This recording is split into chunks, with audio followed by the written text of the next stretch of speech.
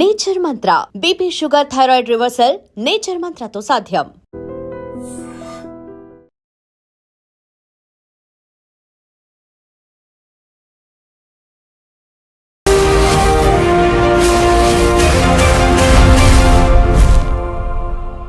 నమస్తే, welcome to iDream Social Spotlight with Kavitha. హిజ్రాల ఆగడాలు మితిమీరిపోతున్నాయి, శృతి మించిపోతున్నాయి అనేది ఇప్పటిదాకా మనం చూసాము.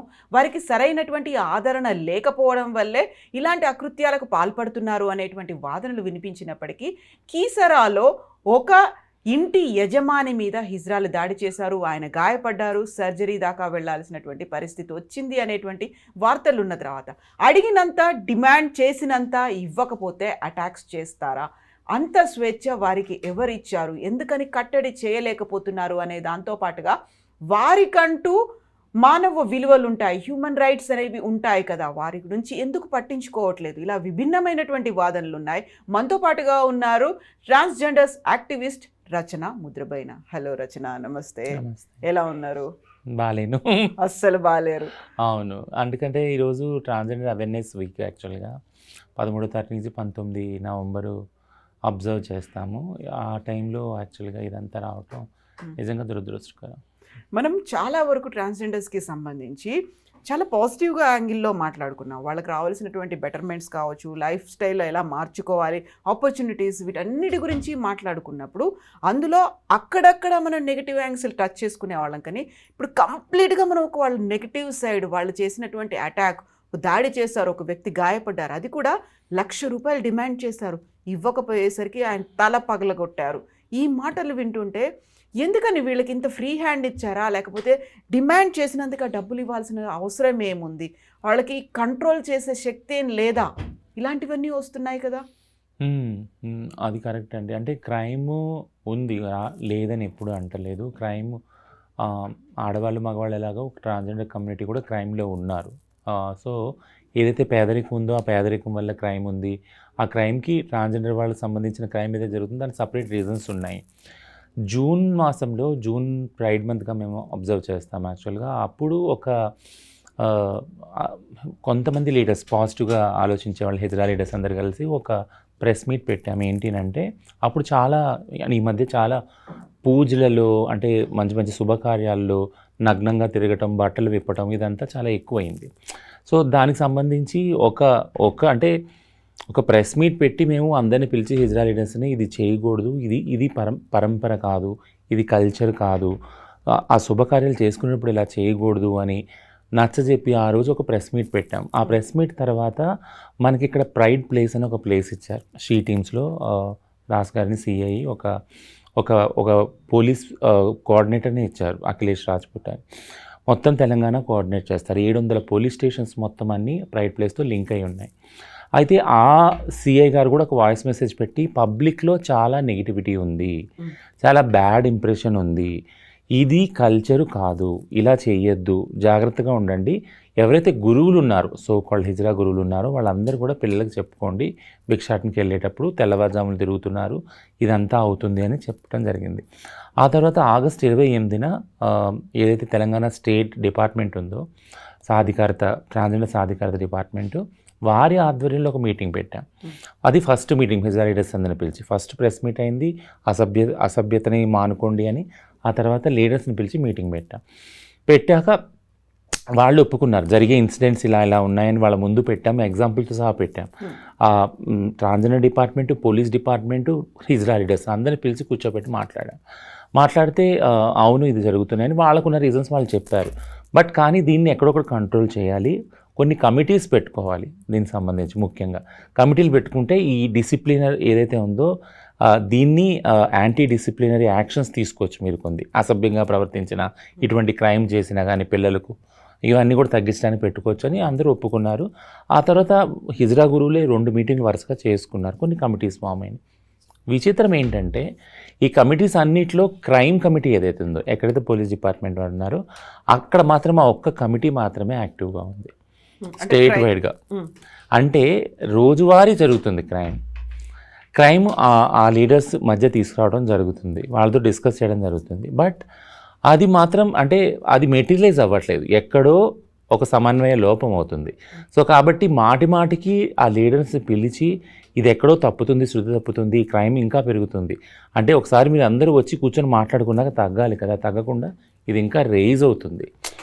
ఇదంతా ఎందుకు చెప్తున్నాను అంటే చాలా మటుకు ఒక ప్రెషర్ కమ్యూనిటీ అందరి మీద ఏం పడుతుంది అంటే కొంతమంది చేసేవాళ్ళు ఉన్నారు, ఇవన్నీ అరాచకాలు ఏదైతే ఉన్నాయో ఇప్పుడు మన ముందు వచ్చిన క్రైమ్ కానీ బట్టలు ఇప్పడం కానీ అసభ్యత కానీ కొంతమంది చేయని వాళ్ళు కూడా ఉన్నారు, కొంతమంది చదువుకునే వాళ్ళు కూడా ఉన్నారు, ఉద్యోగాలు చేసుకునేవాళ్ళు.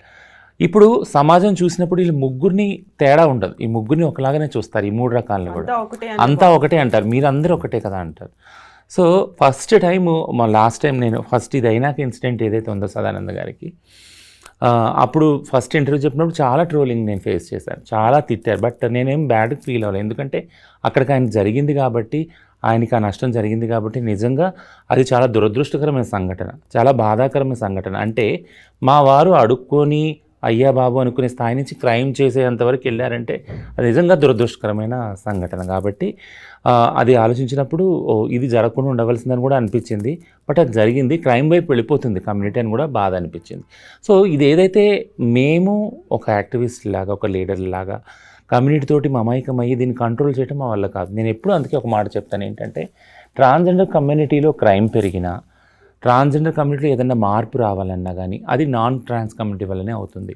Police department, government, welfare department, ఎవరైతే డిపార్ట్మెంట్స్ ఉన్నాయో వీళ్ళందరూ కూర్చొని మాట్లాడాలి, అసలు ఎందుకు జరుగుతుంది, ఎలా జరుగుతుందని లీడర్స్ తోటి. ఎందుకంటే లీడర్స్ మధ్యనే సఖ్యత లేదు, ఒక లీడర్ ఒక దిశలో వెళ్తారు పని చేసుకుంటూ, ఇంకో లీడర్ ఇంకో దిశలో వెళ్తారు, వీళ్ళ మధ్య సమన్వయం లేదు. సో ఇవన్నీ కూడా యాజ్ ఎ కమ్యూనిటీ నేను చేయటం అంటే కొంతవరకు ప్రయత్నించాను, నేను అదే చెప్తున్నాను కదా, జూన్ నుంచి మొదలుకొని మొన్న అక్టోబర్ వరకు కూడా మీటింగ్లు పెట్టి లీడర్స్ అందరిని పిలిచి చెప్తున్నాం కంటిన్యూస్గా, బట్ ఇంకా కంట్రోల్ కావట్లేదు.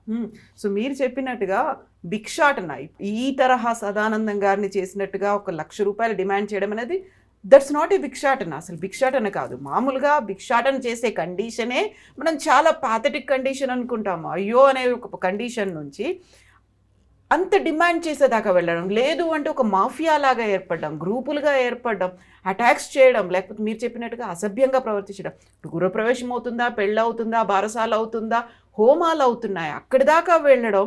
మీరు చెప్పినట్టుగా బట్టలు ఇప్పడమే కాదు, చాలా వరకు కామెంట్స్ అవి చూస్తుంటే వచ్చి అక్కడ మూత్ర విసర్జన కూడా చేస్తున్నారు అందరి ముందు. మనము ఒక పాజిటివ్ యాంగిల్లో మనం ఆలోచిస్తాం, మన చుట్టుపక్కల అందరూ బంధుమిత్రులు ఉంటారు, చిన్న పిల్లల దగ్గర నుంచి పెద్దవాళ్ళ వరకు ఉంటారు. అలాంటి టైంలో చెయ్యకూడని పనులన్నీ చేస్తూ అది కూడా మేము భిక్షాటన అని అనడము అంటే ఎక్కడ ఈ ల్యాప్సెస్ అవుతున్నాయి? మీరు చెప్పినట్టుగా లీడర్లతో కావచ్చు, గురువులతో మాట్లాడుతున్నారు, అది కింది దాకా వెళ్ళట్లేదా? వాళ్ళకి ఎందుకు చేరలేకపోతుంది? మెయిన్ ఏంటంటే ఒక విషయం ఏం చెప్తాను ఏంటంటే, తెలంగాణలో ఉన్న అనుకూల వాతావరణం వల్ల మైగ్రేషన్స్ అవుతున్నాయి, ఇతర రాష్ట్రాల నుంచి వచ్చిన వాళ్ళు చాలామంది వస్తున్నారు. సో ఓన్లీ ట్రాన్స్జెండర్ వాళ్ళే కాదు, మిగిలిన వాళ్ళు కూడా రోజువారీ డైలీ లేబర్ కానీ, ఇంకొకళ్ళు కానీ, మహిళలు కానీ అందరూ కూడా వేరే వేరే రాష్ట్రాల్లో ఎక్కడైతే తనావ్ ఉందో, ఎక్కడైతే టెన్షన్ ఉందో, హై టెన్షన్ స్టేట్స్ నుంచి మైగ్రేట్ అయ్యి వస్తున్నారు. ఈ దారిలో ట్రాన్స్జెండర్ వాళ్ళు కూడా వస్తున్నారు. సో ఇక్కడ లోకల్గా ఉన్న తెలంగాణ ఎవరైతే ట్రాన్స్జెండర్ హిజ్రా సమాజం వాళ్ళు ఉన్నారు, సముదాయం వాళ్ళు ఉన్నారు, వాళ్ళకి చాలా మటుకు వాళ్ళని ఎక్కడ అకామిడేట్ చేయాలనేది అర్థం అవ్వట్లేదు. చాలామంది ఈ డిస్కషన్స్లోనే, కమిటీలు ఏర్పరిచే డిస్కషన్స్లోనే బయట వచ్చిన వాళ్ళు, కోవిడ్ తర్వాత వచ్చిన వాళ్ళని కొద్దిగా కంట్రోల్ చేయండి, ఇక్కడికి వచ్చే వాళ్ళని, ఎందుకంటే ఈ జనాలు ఎక్కువ రావటం వల్ల, ఎక్కువ మంది భిక్షాటనకి వెళ్ళటం వల్ల అక్కడ న్యూసెస్ అవుతుంది యాక్చువల్గా. సో ఇక్కడున్న వాళ్ళు ఇక్కడున్న భిక్షాటనకి దానికి సరిపోతారు యాక్చువల్గా, వాళ్ళు భిక్షాటన మీద ఆధారపడి ఉంటే నిజంగా. బట్ అలా కాకుండా migration was one of the reasons, అదైతే ఒప్పుకుంటున్నాం. ఆ దిశగా చర్చలు కూడా చేయాలని చెప్పాను నేను యాక్చువల్గా హిజ్రా లీడర్స్కి. ఆ విషయంలో లోపం ఉంది. రెండోది ఏంటంటే, ఎక్కడ క్రైమ్ అవుతుందో వెంటనే అడ్రస్ చేయట్లేదు. ఫర్ ఎగ్జాంపుల్ సదానందం గారిది ఇష్యూ అయ్యింది, అది కేసు వరకు వెళ్ళేంత వరకు కానీ హిజ్రా లీడర్స్ ఇప్పటికీ కూడా నోరు ఇవ్వట్లేదు. సోకాళ్ళు ఎవరైతే వారికి సంబంధించిన వాళ్ళు ఉన్నారో వాళ్ళు పాపం ఇప్పుడుకొచ్చి ఆ పిల్లలు చేయరని నేను అనట్లేదు, క్రైమ్ చేశారు, బట్ కానీ వాళ్ళకి సంబంధించిన వాళ్ళు ఇప్పుడుకొచ్చి నోరు విప్పలేదు యాక్చువల్గా.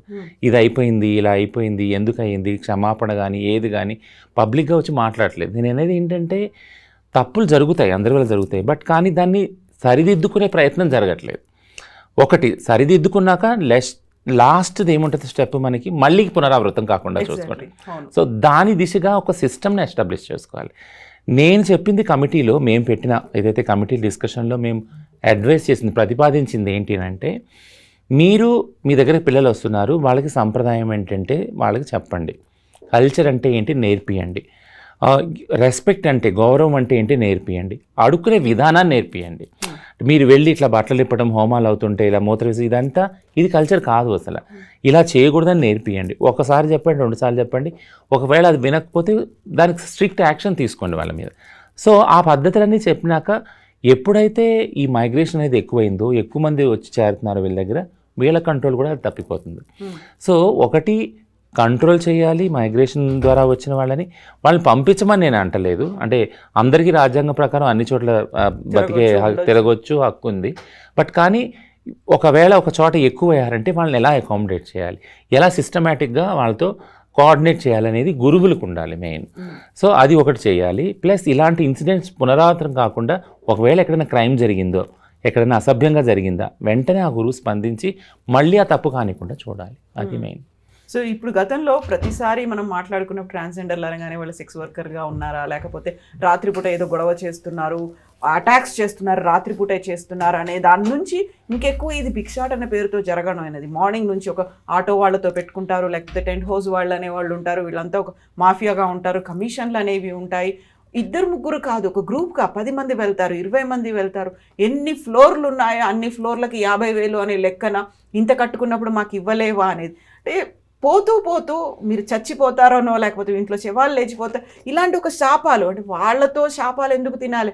యాక్చువల్గా వాళ్ళు దీవిస్తే మంచిది అనుకున్నప్పుడు అది కాస్త దాన్ని నెగిటివ్గా తీసుకొని మేము శపిస్తే ఇంకోటి ఏదో జరుగుతుంది, ఒక రకంగా బ్లాక్మెయిల్ అవుతుంది, అక్కడ బెదిరిస్తున్నారు, భయపెడుతున్నారు, అండ్ ఇప్పుడు అటాక్స్ కూడా చేస్తున్నారు అనుకున్నప్పుడు అన్ని రకాలుగా ఆలోచించాలి. అంటే వై ఓన్లీ దిస్? ఇది కాకుండా ఇంకా వేరే ఏం చెయ్యలేకపోతున్నారా? ఆపర్చునిటీస్ రావట్లేదా? అలాంటి అవకాశం సమాజం ఇవ్వట్లేదా? ట్రాన్స్జెండర్ల నుంచి అలాంటి ఆలోచన, ఆ ఉత్సాహం అనేది రావట్లేదంటారా? 2 విషయాలు నేను చెప్తాను ఇక్కడ. మీరు అన్నట్టు ఏదైతే ఈ క్రిమినల్ బిహేవియర్ ఉందో, అసభ్యకరమైన బిహేవియర్ ఉందో, దీన్ని అడ్రస్ చేయవలసిన వాళ్ళు గురువులు మెయిన్. ఓకేనా? ఇది పునరావృతం కాకుండా చేయగలిగే వాళ్ళు వాళ్ళకి ఆ పవర్ ఉంది, అథారిటీ ఉంది యాక్చువల్గా. ఎందుకంటే ఎక్కడి నుంచో గ్రామాలు, ఊర్లు వదిలొచ్చి వాళ్ళ దగ్గర బ్రతుకుతూ ఉంటారు. కాబట్టి వీళ్ళు తలుచుకుంటే అవుతుంది, ఫస్ట్ పాయింట్. సో వీళ్ళే అది.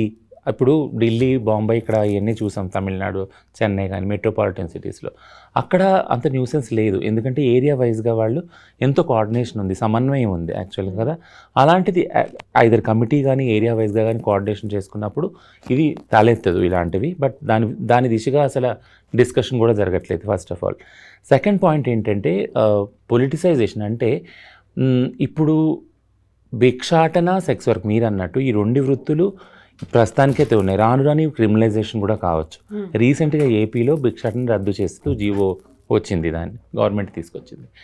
థింక్ ఏంటంటే లీడర్స్ ఎవరైతే ఉన్నారో, హిజా లీడర్స్, రెండో విషయం, ముఖ్యమైన విషయం నేను చెప్తున్నానంటే వాళ్ళ ప్లాన్ ఏంటి అసలు. ఒక 5 సంవత్సరాల తర్వాత, 10 సంవత్సరాల తర్వాత మన కమ్యూనిటీని ఎక్కడ చూడాలనుకుంటున్నారు? అంటే ఇంకా ఇదే భిక్షాటనలో, సెక్స్ వర్క్లో చూడాలనుకుంటున్నారా? లేదా ఒక 5 సంవత్సరాల తర్వాత చదువుకొని ఉద్యోగాలు చేసుకునే దిశగా వాళ్ళని చూడాలనుకుంటున్నారా?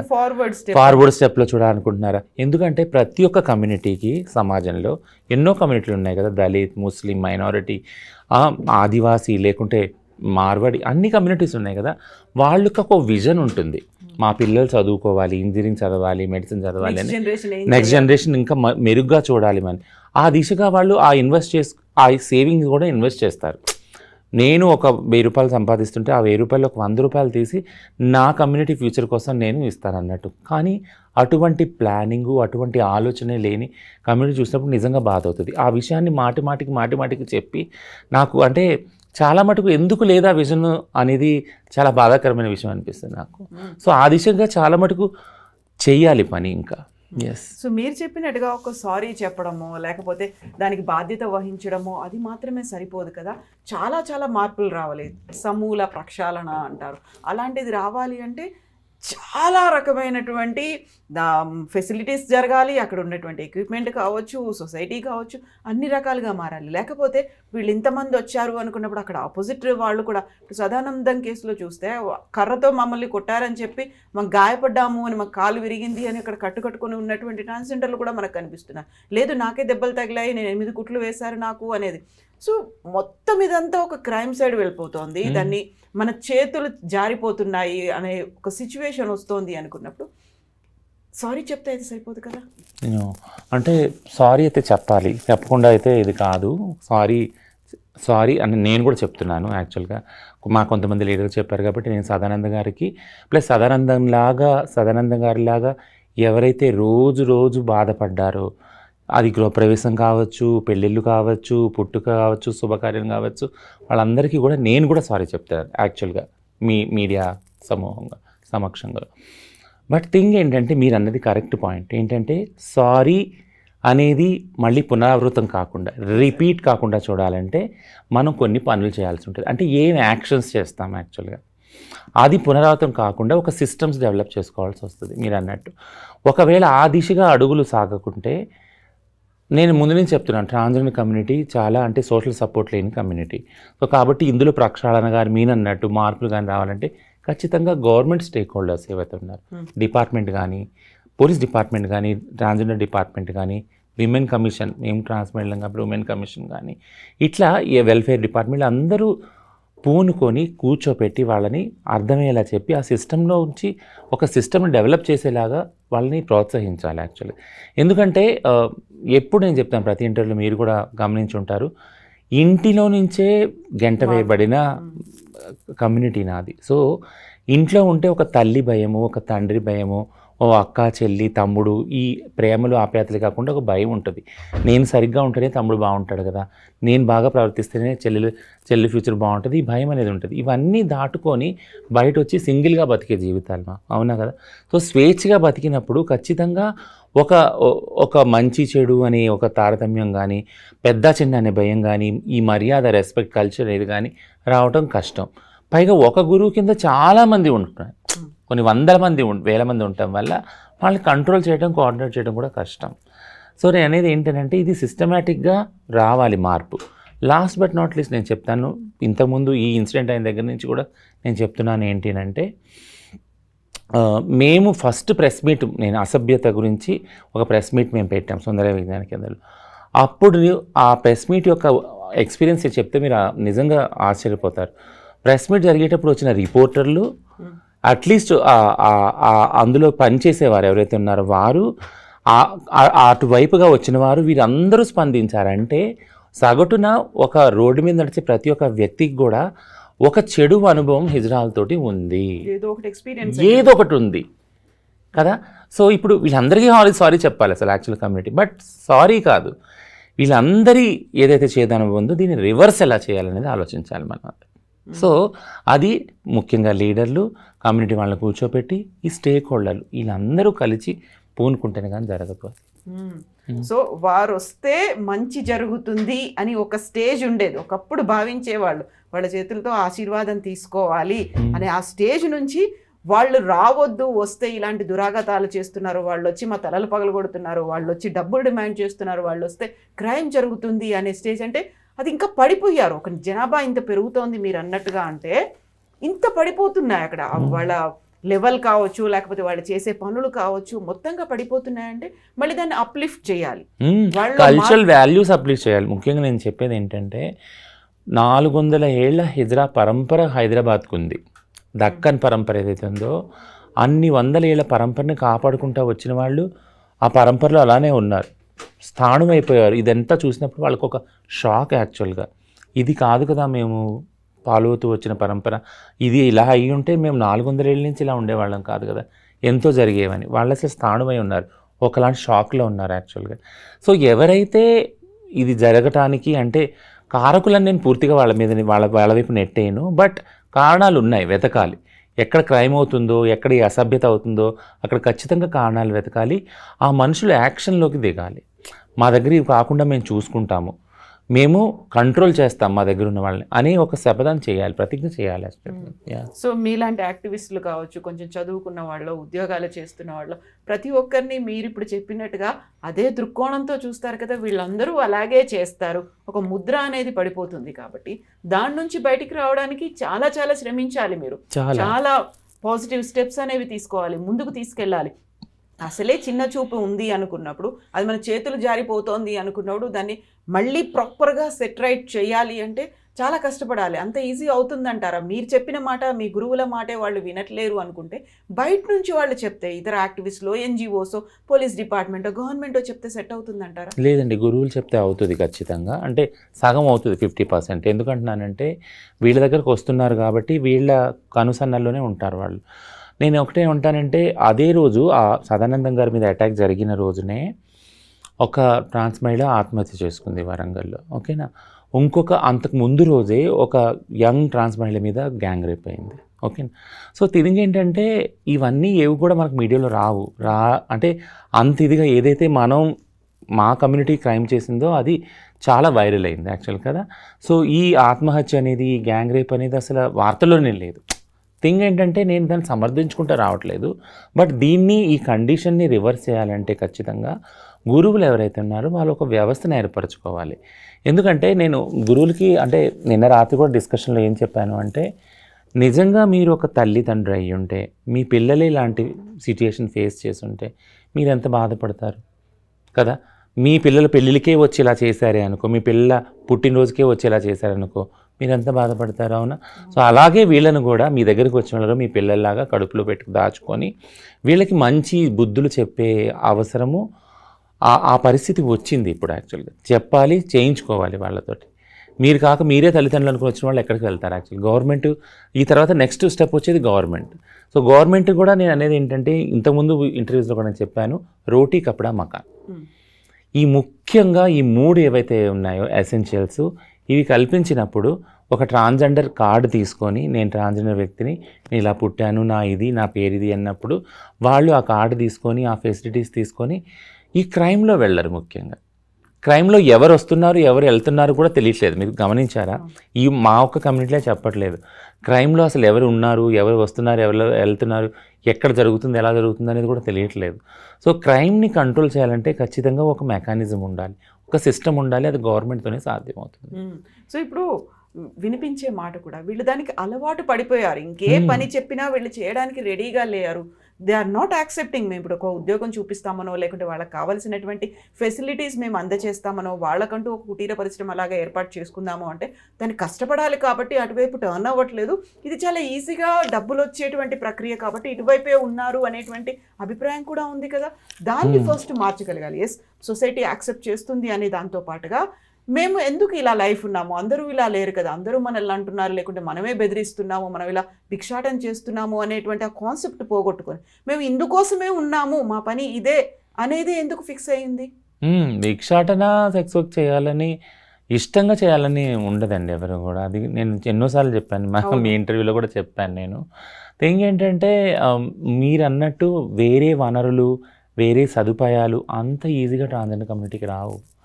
ఇప్పుడు సెల్ఫ్ హెల్ప్ గ్రూపే మేము ఇప్పుడు సిటీలో మనం చేస్తున్నాం, గ్రామంలో అయినాయి కొన్ని చోట్ల. బట్ ఇప్పుడు ఒక సెల్ఫ్ హెల్ప్ గ్రూప్ చేయటానికే హైదరాబాద్ సికింద్రా నగరాల్లో, అంటే మన తెలంగాణ ఇండియాలోనే ప్రప్రథమ స్థానంలో ఉంది సెల్ఫ్ హెల్ప్ గ్రూప్స్ విషయంలో. అట్లాంటిది ట్రాన్స్జెండర్ వ్యక్తులతోటి చేయటానికి we hardly run pillar to post అనమాట.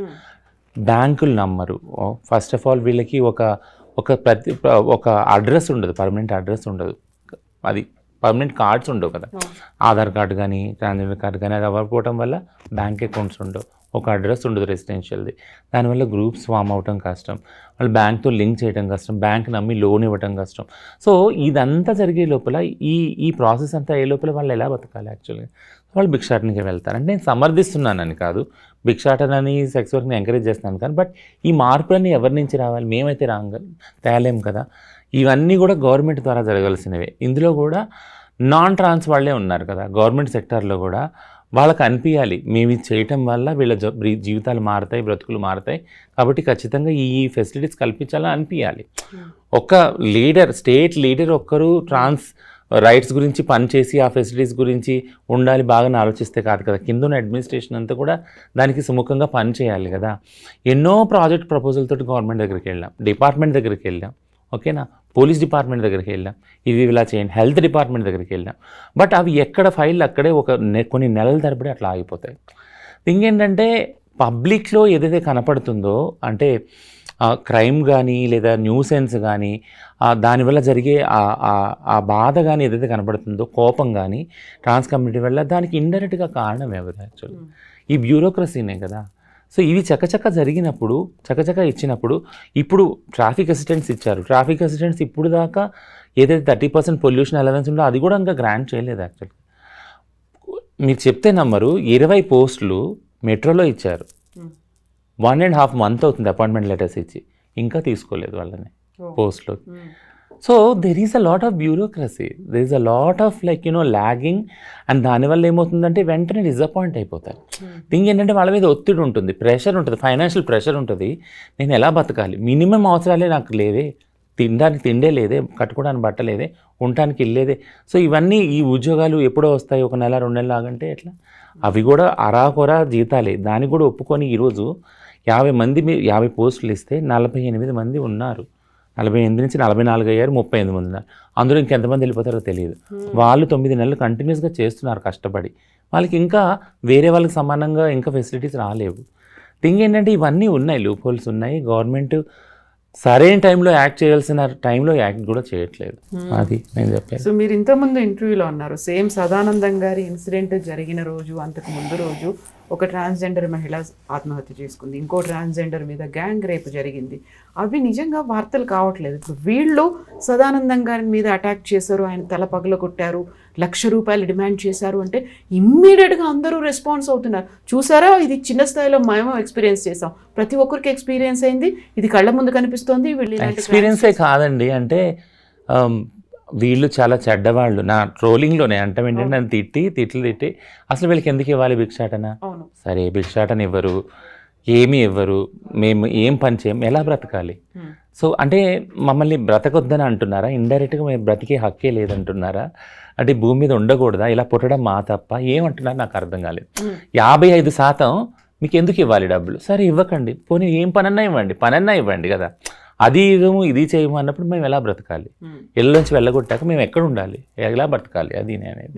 సో అక్కడే మీరు చెప్పినట్టుగా ఈ 3 రకాలు ఉండేసరికి అందరూ ఒకేలా ఉన్నారు. ఇప్పుడు మీరు ఆ పర్సంటేజ్లు ఏ విధంగా ఉన్నప్పటికీ కూడా వీళ్ళంతా ఒకటే కదా. ట్రాన్స్జెండర్లు అంటే ఇలాగే బిహేవ్ చేస్తారు అనేది అక్కడ ఉన్నప్పుడు దాన్ని చెరుపుకోవాల్సినటువంటి లేదు, మేము ఇలా కాదు అని ఒక ఇన్నర్గా కూడా ఒక మార్పు మన ఇంటి నుంచి రావాలంటారు కదా.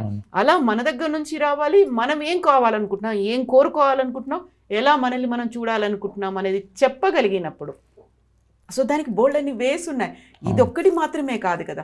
సో అదంతా యూనిటీగా వర్క్ చేయాలి. మీరు చెప్పినట్టుగా ఇతర స్టేట్స్లో లేని ప్రాబ్లం ఇక్కడే మన దగ్గర వచ్చింది. సరే మైగ్రేటెడ్ వర్కర్స్ లేకుంటే మైగ్రేటెడ్ ట్రాన్స్జెండర్స్ ఇక్కడికి వస్తున్నారు అనుకున్నప్పుడు దానికి సంబంధించినటువంటి ఒక పాలసీ మేకింగ్లో ఒక వాయిస్ వినిపించడానికో మీలాంటి వాళ్ళు చాలామంది ముందుకు రావాల్సిన అవసరం ఉంటుంది. లేకుంటే అది మీద ఒక మైనర్ వాయిస్ అయిపోతుంది, మైనారిటీలో. మీకు విషయం తెలుసా, పాలసీ డ్రాఫ్ట్ చేసి 3 months అవుతుంది, అది ఇంకా వెలుగు చూడలేదు. తమిళనాడు పాలసీ మనకన్నా